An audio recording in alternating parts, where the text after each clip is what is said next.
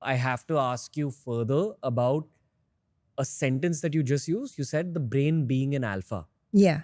I would love for you to also give us some context on what other states the brain can be in.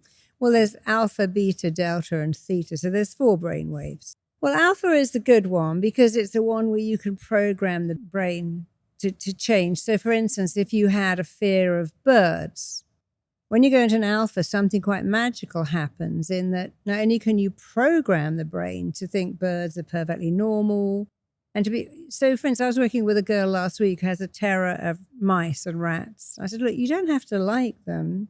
The opposite of love is not hate. The opposite of love is indifference. You don't have to like a rat. I don't like rats, but I can always be indifferent to them. If I'm, where could I be? So if I was in Africa, for instance, I was sleeping in this cave and I could hear little rodents running up and down the walls, but I didn't bother me because I could be indifferent. So the alpha brainwave is the brain where you can program. You're the most coachable Most receptive while in your alpha. brain is in the alpha state. Yeah. This is the most important Mhm. state for the brain according to you? Yes. Well, alpha and delta again is a deep, the other two don't really matter. Delta is a deep, deep sleep state. So those two of them, you want to get into alpha if you're giving yourself suggestions, into delta when you want to have deep sleep. When it comes to like the alpha state, what's happening biologically in the brain?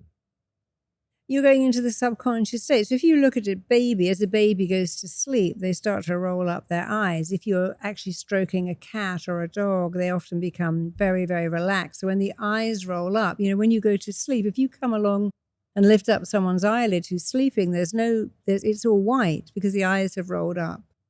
So when you get it, so when the eyes roll up, you're going into REM, rapid eye movement. You only get that when you're dreaming or in hypnosis because you're in a subconscious state. And you want to be in the subconscious mind. The subconscious mind is the powerhouse.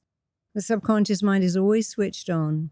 It's always on record. When you go, I don't know why I'm always angry. I have no idea why I can't stop eating cake. I don't know why I always self-sabotage or procrastinate, but your subconscious mind does know.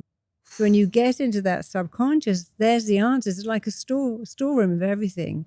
So you can go into the subconscious mind, and that's what RTT does. Someone will come in and say, I can't leave food. I'm unable to leave food. I'm a compulsive eater. And we go, well, first of all, no baby is born able to. In fact, it's very hard to make babies overeat, almost impossible. They just bring it all up. So we know something already. You acquired that habit.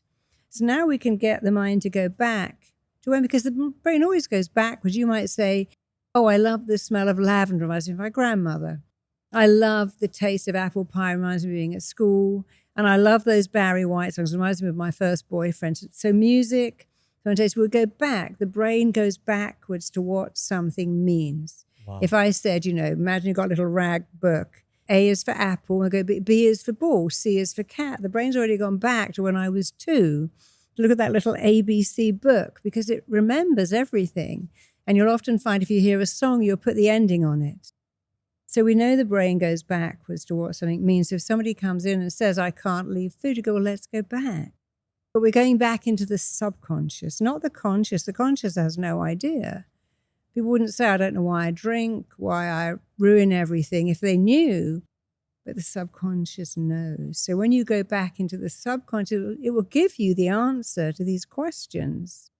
And now you have the answer, you're halfway there, because what RTT does is find the pattern, understand the pattern, change the pattern, find the pattern of compulsive eating, understand it, but also change it. And some therapy is very good at finding it.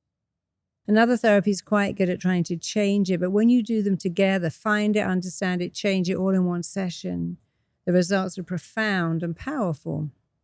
But we are using that alpha brainwave to go back and find out why. Now, I never say to someone, what's wrong with you? I say to them, what happened to you? What happened to you that made you act like this? You couldn't have been born like this. And no baby says, don't look at me. Babies like being the focus. So when someone says, I can't, I'm no good with people looking at me. I don't like attention. I can't make eye contact. That's not inherited, that's acquired. Also, this thing you spoke about going into the brain, I think you mentioned this on the Diary of a CEO as well with Stephen. You said that a great therapist needs to be able to be a detective, That's right. go inside, kind Yeah. of change things Yeah. up. A good detective. A great therapist will wear 5 hats. And the first hat you put on is the investigator. See, a good detective will put pictures up on a wall and go, well, there's the crime scene, there's the victim, there's the weapon, and they're working out, they're gathering information. A good therapist will say, okay, until you were 9, you were the most normal kid, and then at 9, you started to have these night terrors, or you began to wet the bed, or you began to compulsively eat. What happened when you were 9? Is the detective is becoming fascinated by what went on. How did this 9-year-old kid suddenly have this problem? I was working with a kid whose hair started to fall out at 9. As it happened, she was being very bullied at school, but couldn't tell her parents, who'd saved up to send her to this private school. And she thought, gosh, I can't tell them that I hate it here. But you see, I love this expression. The feeling that cannot find its expression in tears will cause other organs to weep. Her hair falling out was saying to her parents, something is very wrong here. And when you can't open your mouth and say it, the body will take on that role for you. So often the body is expressing things.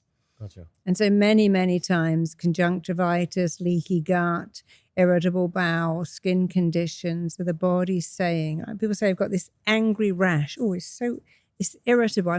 I've got this irritable. I've got this screaming, I've got this thumping headache. They're saying already this is connected to anger. Why would you use the word screaming, angry, and thumping? So often clients, even in telling you, or unwittingly telling you, I've got this really angry rash. Something's getting on my nerves. So the first hat is investigate what happened, when did it happen, and how did what happened affect my client, because we're all different. And the second hat is now we're going to interpret how what happened affected that client, because it doesn't affect everybody, but it affected this one.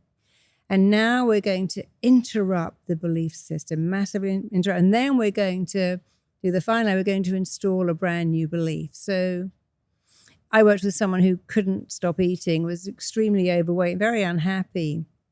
And he remembered being a premature baby who almost died because he was so little.